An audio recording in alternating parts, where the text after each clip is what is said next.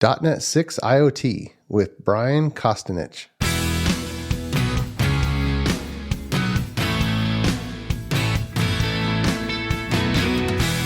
The Azure Devops Podcast is a show for developers and DevOps professionals shipping software using Microsoft technologies. Each show brings you hard-hitting interviews with industry experts, innovating better methods, and sharing success stories. Listen on to learn how to increase quality, ship quickly, and operate well.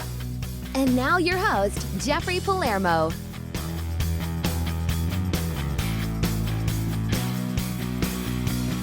Welcome to the show. I'm Jeffrey Palermo, your host for helping you and your teams move fast, deliver quality, and to run your software with confidence in Azure, all while using everything the .NET ecosystem has to offer. The podcast is sponsored by ClearMeasure, a software architecture company that empowers .NET teams to be self-sufficient and able to deliver world-class results.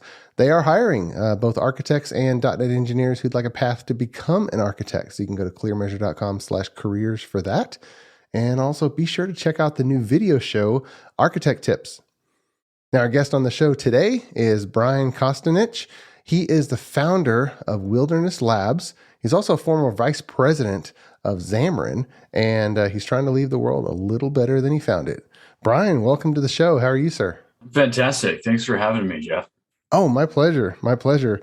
You've done quite a few public speaking engagements out there, but we never had you on the show. But before we get into the topic at hand, for those who maybe haven't seen you speak or haven't looked at some of the Wilderness Labs stuff, give us a quick rundown. What's your background? What are the key things that kind of led you into the position you're in today? Yeah, sure. So as you mentioned, I was a VP over at Wilderness Lab. I'm sorry, at Xamarin, and I built out the education services team. So I built out the docs team, and then built and created Xamarin University, and helped out on a lot of different fronts over at Xamarin. I was first leadership hire over there, came on about a month after it formed, and it was a heck of a ride. It was a lot of fun, made a lot of friends.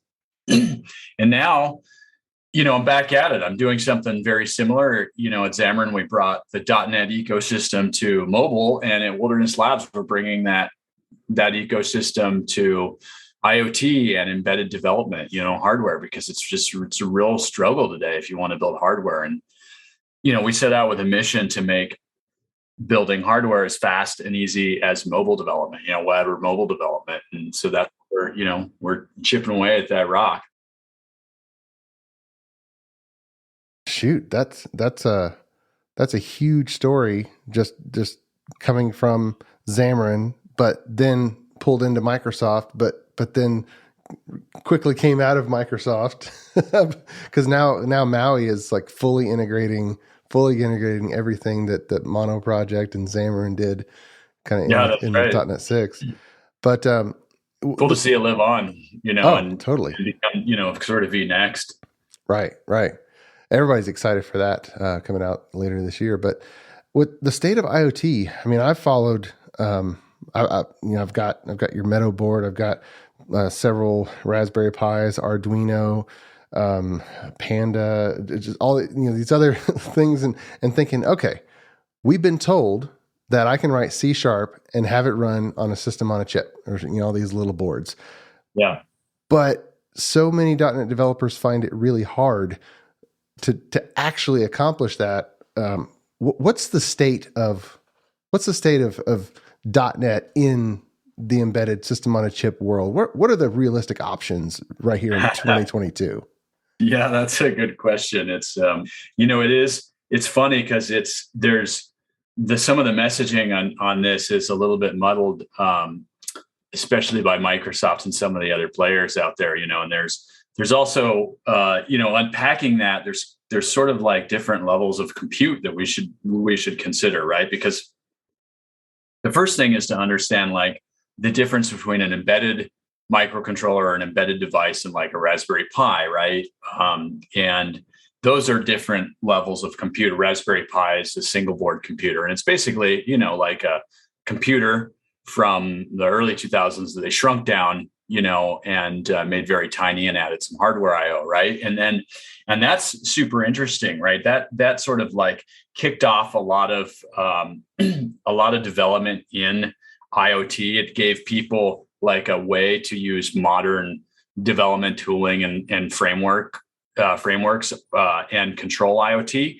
The challenge there with that, that sort of computing level is that one, they're not, the hardware sort of came as an afterthought, right? And there's just not a lot of great hardware on a Raspberry Pi. So there's like, typically you get, one or two PWMs, which is a type of signal that you can generate that drives a lot of things like servos and motors and things like that. And there's like, usually one analog input. That's, for reading analog sensors and things like that. And, but you have all this, you have this sort of like modern development environments. You can, fire up Visual Studio and you can write sort of up level applications and run it on there. And for the most part, it's like writing a Windows app or something.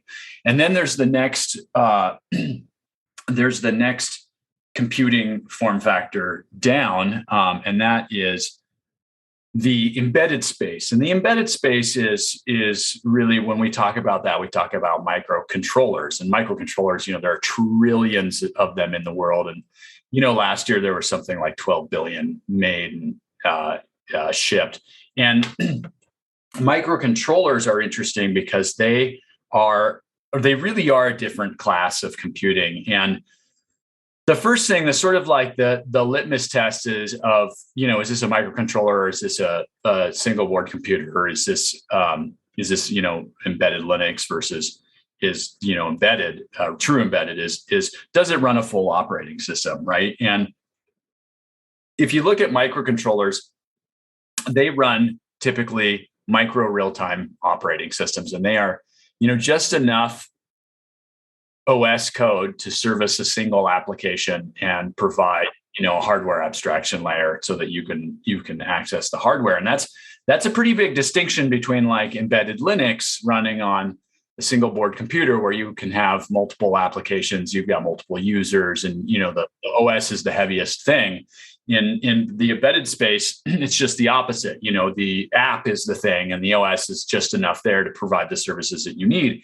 And there's a number of advantages there to moving down into that embedded space. There's a number of disadvantages as well, but the advantages is that when you move down into embedded, it's what's known as low swap C. So that's low size, weight, and power, and now cost, which is the C. That's kind of a new term tacked onto there.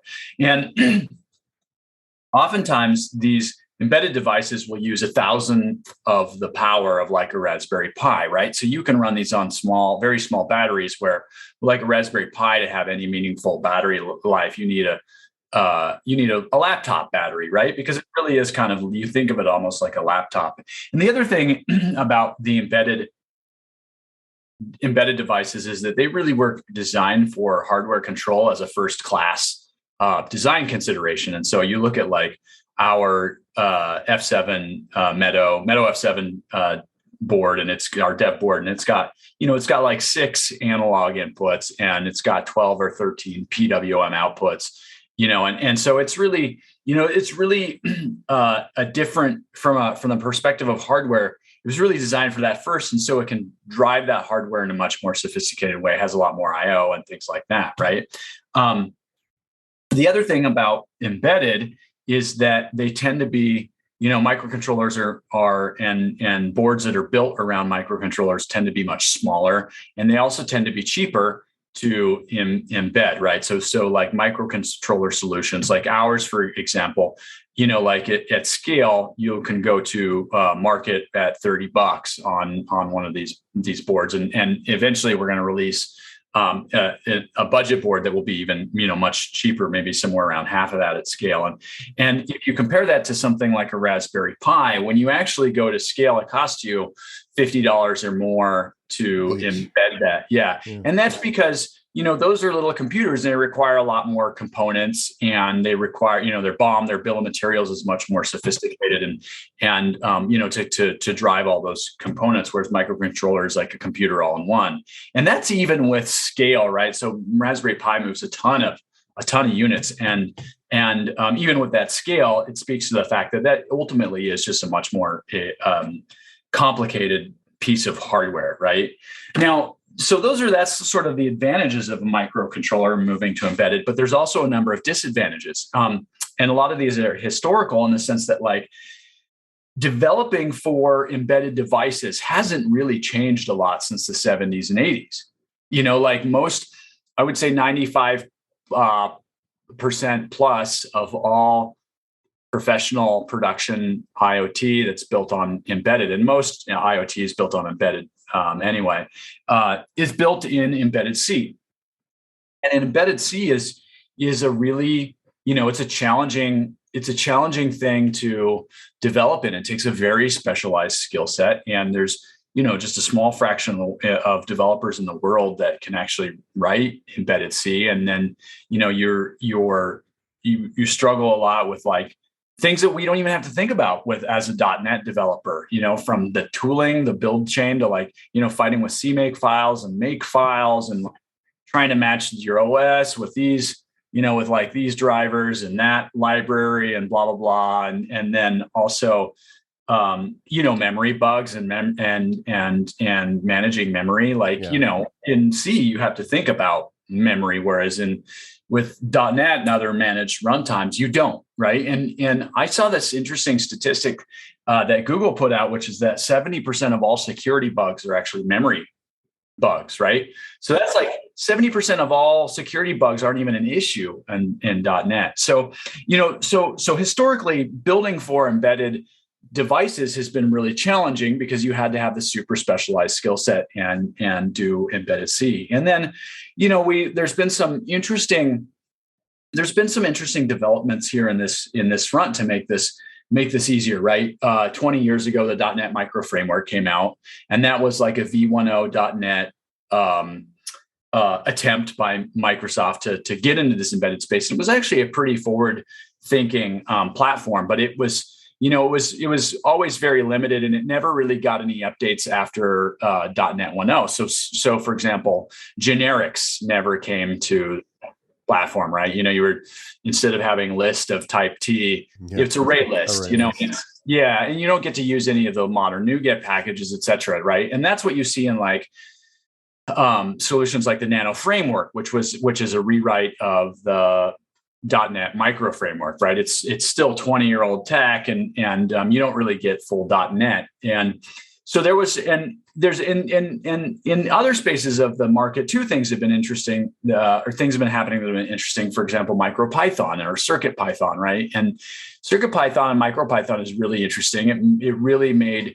IoT development, or embedded IoT development, a lot simpler, but also, sort of suffers from the fact that it's a very slow, interpreted platform, and it's not full Python. It's really a subset. It's almost like the Micro Framework or Nano Framework, right? In that it's a subset of the experience, but still very interesting. And so, we were looking at this after we got acquired by Microsoft. I was sitting over there, and I'm not really a big box company. I need to be able to, like, make changes and move fast and stuff. And so after Xamarin got acquired, right?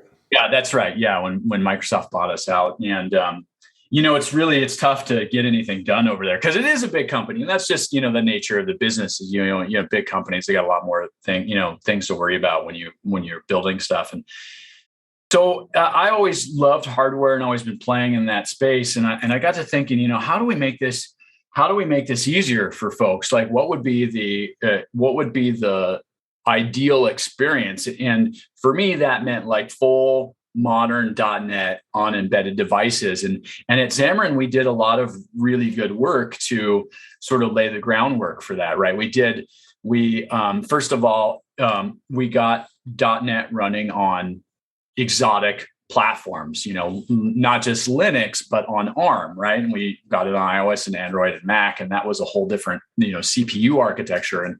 And then there was a lot of work, a lot of really interesting and important work done around IoT, ahead of time compilation, and of course linking, which would strip out unused code, also known as tree shaking, and make your assemblies much smaller and save RAM and increase boot up speed and stuff.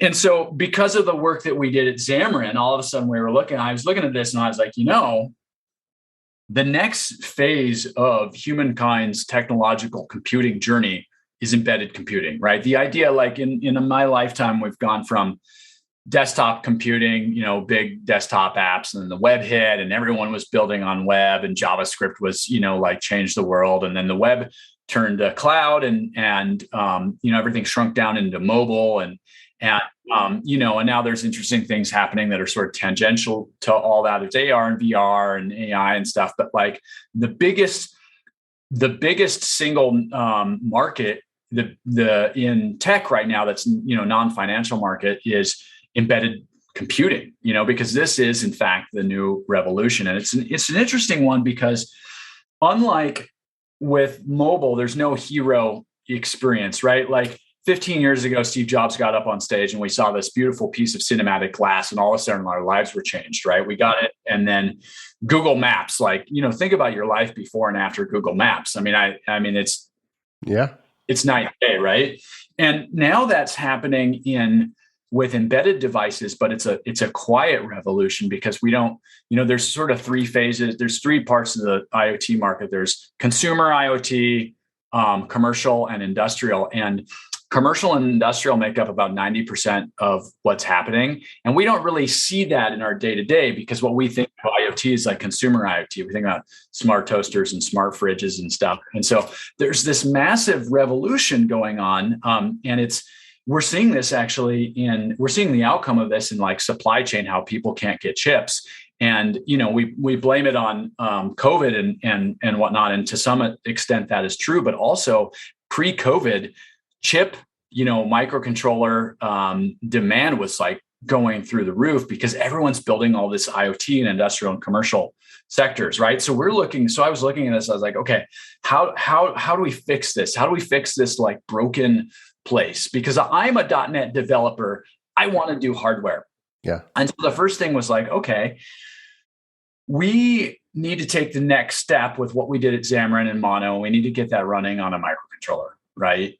And then we started to do that. And we got Mono up and running, and that was like first step. And then the next step was, okay, we've got all these devices out there, all these peripherals, there's sensors and there's displays and there's, servos and motors and GPS receivers and stuff. Now I want to make that so easy to integrate. I just want to give everyone like APIs for those. So then we created this Meadow Foundation, which is this massive,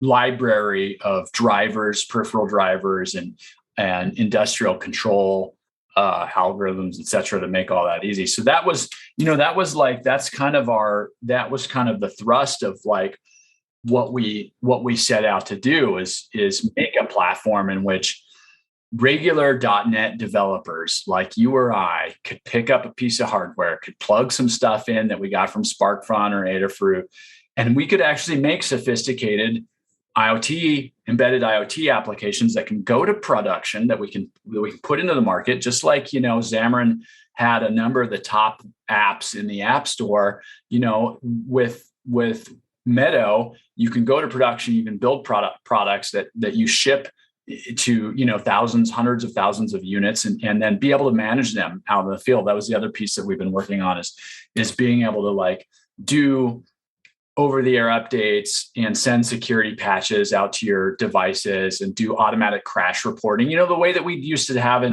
Xamarin, where like your app would crash and you would automatically upload it, and you could see what the error was and stuff. And so that's, that was kind of like, that's the thrust of why and what we've been building. Many thanks to our podcast sponsor, ClearMeasure. ClearMeasure is a software architecture company that empowers clients' development teams to be self-sufficient, moving fast, delivering quality and running their systems with confidence. Whether starting a new project or developing new technologies or techniques, ClearMeasure sets up your team to deliver world-class results. Learn more at www.clearmeasure.com. ClearMeasure, empowering software delivery. You mentioned the spectrum of types of devices. Just help us understand the Meadow product line, because I think a lot of people who go to the Microsoft conferences are going to hear about Azure Sphere. They're going to hear about the Raspberry Pi. And you mentioned Raspberry Pi, but Azure Sphere, that's embedded C. You gotta write a little bit of C, and then it's hardwired just to go straight to Azure. Talk about your main products. How are they comprised, and where on that spectrum do they land? Yeah. So again, unpacking that a little bit. Yeah, Azure Sphere is an embedded that's an interesting product because it's almost an embedded device. It's so strange that Azure Sphere, their product line, because what they did is they took like an app processor that you would find in a mobile device, but then they paired it with sort of more embedded levels of RAM and flash. So it's a really kind of a strange thing. But the one thing that they did on Azure that I think was smart is that they had a good security story around being able to encrypt your application and prevent side loading, right? And we did the same thing with Meadow, and so Meadow is a true embedded device, a true microcontroller platform. And we actually, on our current line of boards, is the Meadow F7, what we call the dev board, and then our core compute module. And the dev board is a little bit of a misnomer because you can actually, it has development features, but you can actually go to production with that. And a number of folks are actually building production IoT on that board. And then if you need like the absolute minimum to run Meadow apps, then we have this core compute module.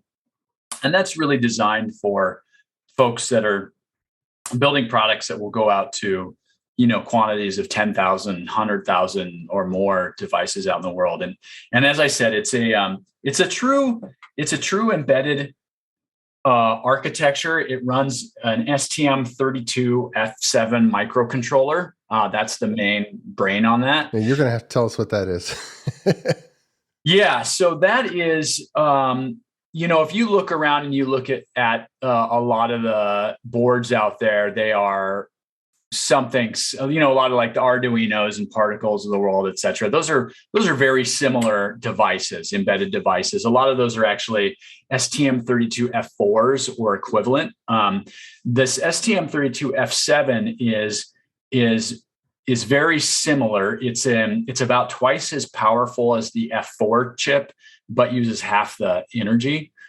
It's a nice low energy device. And it is, again, it's a true microcontroller, runs in micro RTOS. You're not going to run Windows or embedded Linux on it. And it draws very little power, right? This is a device that you can run on just a small battery for a long time. And we've coupled that with an ESP32 coprocessor. And what that does is that adds Bluetooth and Wi-Fi to the mix. And then we've added 64 megs of flash and 32 megabytes of RAM. So we basically gave you plenty of room to build like really sophisticated applications for IoT, so you can drive displays and you can put a web server on there and you can have a Bluetooth server and you can have all your hardware IO and you can also, with that 64 megs of flash, that means you basically have a hard drive on there to store your logging and, you can run a database. We have we have a SQLite on there. So you can run the same SQLite code that you do on mobile, you can run it on there. And so just about anything that you want to build in terms of IoT, you can power with that board. Now, looking at the F7 looks kind of like a stick of gum, and then the core compute is I don't know, how big is that? That's a little bit bigger than 2 times the size of your thumb, but it's flat, totally flat. What's the IO like that? Is it meant to be kind of solder embedded into other circuit boards?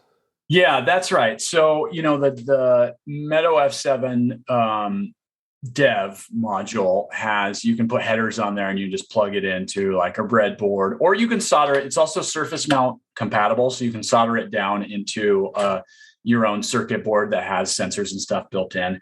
And the core compute module, which is about the size of a quarter, that is meant to be a true embedded on it's got very, little tiny castellations on there. So it's like dropping a chip onto a board, right? And it's like I said, it's very small.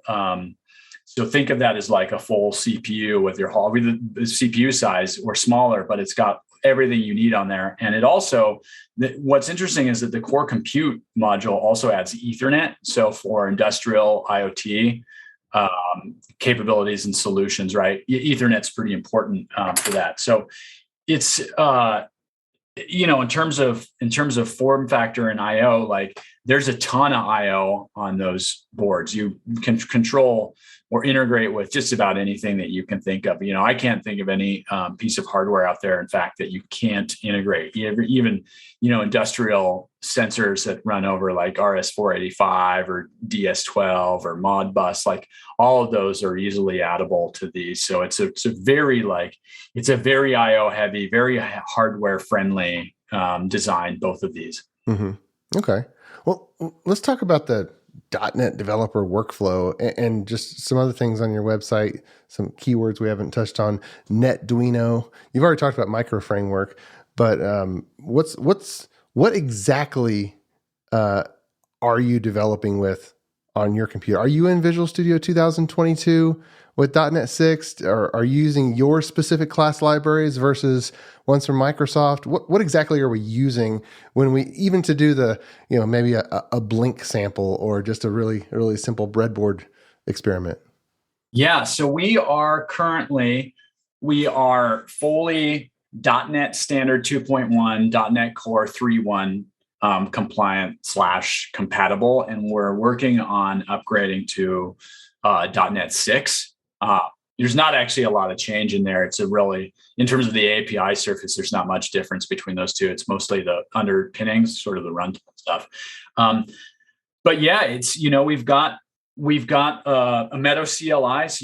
So everything, all of the deployment and tooling is sort of based on a common core Meadow CLI command line, and then we build everything. And that's also available as a library. And then on top of that, we've built all these IDE integrations. So the experience as a .NET developer is actually no different than like if you were to file new a console app or a Xamarin app or a Windows app. You literally, you go and install the IDE extensions, and we're available on Visual Studio for Windows 2022, Visual Studio for Windows 2019, Visual Studio for Mac, and VS Code. We have full support for all of those. We don't have Visual Studio for Mac 2022 yet because they haven't released, it's still in beta and they haven't released their extensions framework yet, but you can use the 2019.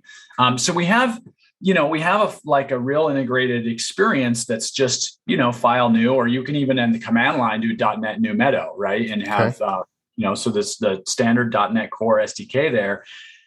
And everything that you would expect to have in an application is there. So you file new and you use, we use all of the same .NET standard APIs, and that means you can use any of the, most modern NuGets out there, target .NET Standard 2.2.1, and so you can use all of those, and you've got full debugging experience. There's step-by-step, line-by-line debugging on our devices in both Visual Studio, Windows, Mac, and VS Code. So it's very much like developing any other .NET app, and we have. When you do file new Meadow, and the IDE extensions have built-in templates for C#, VB.NET, and F#. So this really is a full .NET, experience. It's not a secondary experience. It's much like, it's built on the technology that Xamarin's built on, right? So Okay. it's a very similar experience, and you can add NuGet packages. You want to add a JSON package or something, you want to add whatever, like you want to add the SQLite dotNet ORM that everyone uses to do mobile SQLite, right? Well, that's available. That's all available on Meadow as well. So, Nice. You can use that NuGet package just as you would on a mobile or web app. So, you can do code sharing. And All right. So I got some code, Control F5. I'm guessing I have to have it connected to my computer somehow. What does that look like? Plug it in via USB. Think of this almost like a mobile app. Plug your device in. All right. So I got it connected. And is the deployment to it when I'm ready to maybe, test it out, put it out in the field, do some tests? Is it a command line to build it, push it over there? Or what does that look like? Yeah. So when you're doing development, it's like you said, it's F5 or it's under. So say you hit the big button, right? Mm-hmm. And you select your device, you hit the big button, and your code goes and deploys. And then you've got full debugging and all that, just like you normally would. Now, if you want to go to production and you want to deploy those out to, so let's say that you build the next great IoT solution. Maybe you just keep it simple. I got a chicken coop, bucket of water. I just want to test that there's water in there and it hadn't totally dried up, because that's right. real. That's real for me, actually.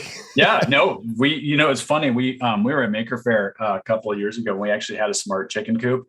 And that was like the most popular. Like, we had people come up to us all the time. Oh, you have a smart chicken coop for sale? It's like, no, we're totally showing off the platform. But, if the food runs out for a day, it's okay. But if the water runs out, especially in Texas, that's when you got dead chickens on your hand. Not fun. Yeah. Then they get weird too. All right, so walk us through. We got something we want to connect it to, and we need to actually get this out in the field. What are the steps there? That's right. So, and this is something that we're actually working on right now, is the over-the-air update. So you do your device development. You've made a solution, and now you want to go out and put it in your chicken coop. You're no longer connected to USB. So you put your device into production mode, and that registers it with Meadow Cloud, and then that it's associated with your developer account and stuff. And then when you're ready, you can build your application and then upload it via the CLI to Meadow Cloud. And eventually we'll have a web interface for that. And what will happen is that we'll sign that application. It'll work a lot like the iOS App Store, right? So it'll get signed, it'll get encrypted. Your device will get a push message and say, oh, I've got an app update. I'm going to go download that. And it's going... Wait a minute, my device that's out in the field. So it has to have Wi-Fi connectivity then? Yeah, so Wi-Fi or Ethernet today, and we're actually working on a cellular module as well. So eventually, you'll just be able to run it off of the cell tower. Okay, so if I'm cranking out a bunch of these, I'm guessing I do that step in the lab where they have Wi-Fi. If I'm pushing it out somewhere that doesn't even have Wi-Fi available, right? Yeah, that's right. So you would when your device, you would put it into production mode, and then you would go deploy it, and then it would, like I said, either Wi-Fi, Ethernet, or soon cellular. And it would you would say, here's, Meadow CLI, publish new app. And what that would do is it sends it up to the cloud, encrypts, it actually signs as you put it up, just the way, like, think of it as like iOS, App Store deployment. Mm-hmm. And then the device gets a push message and says, oh, I've got an app update, and it downloads it with whatever, connection it has, and then unpacks it and puts it in place and restarts. And all of that, when it's in production mode, that device is, in a secure state. So though everything there on device is encrypted, we encrypt the flash, and we only allow apps to get installed that are matching your developer key and whatnot. It's very similar to, like, iOS in that or Android, like this typical mobile flow. So you can think of it honestly a lot like a mobile app. The analog is very similar. Yeah. So then it goes and deploys, and it restarts and starts up your application. And, hopefully it's bug free, but if it's not, if it starts crashing, it'll talk to the cloud and say, hey, I'm crashing. This is with my line of code that I'm crashing in. And you can, debug it, push another one. So your quote, just enough operating system is enough to keep doing the crash reporting and swap out a different version of the app when it needs to. Yeah, that's right. So that is, that's Meadow OS, and that's really where the value in our OS is through that management, right? Because there's, the OS provides a number of features like the SQLite. It provides the OTA updating and crash reporting, and also power and sleep APIs, which we're working on right now. So you'll be able to, the device can put itself to sleep and wake up in an hour and take a reading or something, or, wake up on input. So maybe there's a button that, gets, just some sensor gets actuated by chicken, and then that wakes the device, or it can wake up on LAN, on Ethernet or Wi-Fi, et cetera. So yeah, that's the OS. It's pretty cool. It's pretty sophisticated, but it's also very, very, very small, right? We don't have multiple apps. We don't have multiple users. We don't have, a lot of these frameworks that are running on a traditional desktop OS. So we able to make it super light, super fast. Okay. So if we have a lot of these out there, giving each one an identifier is really up to the application developer, right? Or does each board have an identifier that you could just keep in a database? Yeah, that's right. So each board, so you can name them, but each board has strong identity and naming via the certificate and key stuff, right? And that's all handled through the platform. In fact, one of the things that you can do is, like, let's say you want to sell this, you've made your smart chicken coop brain, and you want to sell this and you want to put this in the store. You would actually upload your app to Meadow Cloud, and then you would order, let's say you order 1,000 of these SOMs, these system on modules, there's our little core compute modules, and those would actually come with your application preloaded and with all the identity and stuff taken care of. So as they go out in the field and they get turned on, you could get a notification that these devices have come on, and you could push new app updates and this, like I said, strong identity and stuff, and all that's just handled for you. Okay. So the core compute module, is it up to me to build the enclosure that it snaps into, or are there hat kits, or how does that work? Yeah. So it's up to you to, build your product. We will have, with the core compute module, we have debug, what we call breakout boards, which are like the boards that it sits on top of. And we'll have some various options for that. So we'll have kind of we're working on this thing. It's called a hack board, and it's got a bunch of sensors on it, and it's got, like a light sensor and temperature and humidity. It's kind of like a docking station for the core compute. Exactly. So you can start with that. But ultimately, like if you're building a product, you need to spin the board that this would sit in and have your peripherals, right? So at that point, I'm designing my own printed circuit board, and I reserve a space for the core compute module. Yes, 100%. Yeah. And luckily that's gotten a lot easier, these days. And we've actually done a lot of work to make that, to demystify that. So we've got like a whole course on our website on like how to design a PCB to accept a Meadow. And like, it turns out it's super easy, because the hard part was the Meadow itself, where we've done all of the high-speed signal routing and differential pairing and all the RF and all that crazy stuff, right? Like adding a sensor, adding some buttons and stuff, that's super easy, Anyone can do that. Yeah, I imagine out in the field, some of those little small RF radios would be pretty popular, just to sling like a small data packet instead of relying on cellular or trying to get some Wi-Fi signal, right? That's right. LoRaWAN, for example, is super popular. Or you can just use like the the RF chip that's in the Microsoft wireless keyboard, right? There's a lot of options for communications out there, and we've got drivers and we've got stories for those. So it makes it pretty easy to integrate. Awesome. So last question, out of everybody who's actually deployed these in production, and they have their whole chain from development, testing, deployment, monitoring, upgrading, all that. What's the most common product mix? Do you see a lot of Azure pipelines, GitHub Actions? Do you see App Center? What are you seeing as the ones that seem to kind of fall into place and support this particular workflow well? Yeah. So a couple of things. One, I want to caveat this with the fact that we are still in beta. So we expect to hit our production release sometime Q2, sometime early summer. And so we have a number of folks building production stuff on our platform today, but they're limited to going out to production until we go out to production. And for better or worse, they're waiting on us. Sure.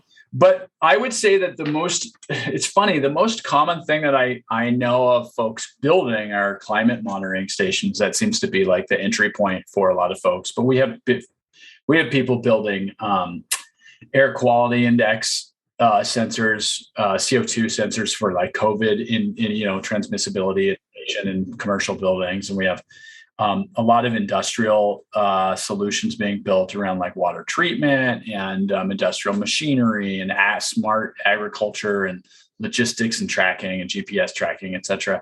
And in terms of the, mix of products that we're integrating, a lot of folks integrate directly with their own APIs. So a lot of folks have their own APIs that they have either hosted in Azure, AWS or elsewhere. And because you have full .NET, you don't have to worry about like trying to squirt something through some weird, cloud restricted thing. You can just talk to a web API endpoint and use JSON to make and send responses and stuff. And then also, there's a little bit of an Azure IoT hub happening. That's something we just actually got support in place for Azure IoT hub. There was a bug in our network stack actually that prevented that from working. And then MQTT is a pretty common workflow. A lot of folks send messages through MQTT. And then, locally, SQLite seems to be super popular and important because you often are reading data. You're reading data and you're storing it locally, caching it, and then, you're squirting it up to the cloud, either some managed endpoint like, Open Weather API or like an Azure IoT hub endpoint node or something, So yeah, that's kind of the I would say popular solutions and stack pieces. Gotcha. Okay. All right. So we're going to look forward to Q2 when this comes roaring out into the market. And yeah, I have in front of me the 2018 dev kit. Yeah. and I mean, it was a stick of gum from day one as far as form factor and smaller. So it's pretty exciting. And the hardware, it's worth pointing out that what we have released in terms of hardware right now is already production ready. So it's really just the software stack that we're working on. And it's at this point, we're just polishing things up. And then we've got our last big feature that we've got to ship publicly is OTA, right? Over the air updates. And once we get that out and that's, stable, then we're V1.0. Nice. Well, on behalf of every .NET developer out there, I just want to say thank you for making a board where C# is the first class development language, as opposed to just an afterthought, and you have to bang your head against the chip just trying to get it working, sort of. So that's great. I think you guys have this market cornered for now. So that's great. Yeah, thanks. It's been a fun ride, and we're all .NET developers, so we get it. We want to do hardware, and we set out to make it easy. And I think we've been successful in that. Perfect. Awesome. Well, thanks again for sharing the information on the show. Everything we talked about, we'll make sure to include in the show notes. And thank you very much. Yeah, thanks for having me. Really enjoyed it. And until next time, keep shipping. You've been listening to the Azure Devops Podcast, a show for developers and DevOps professionals shipping software using Microsoft technologies. Go to www.azuredevops.show for show notes and other episodes. On behalf of your host, Jeffrey Palermo, and our sponsors, thanks for listening, and may God bless you.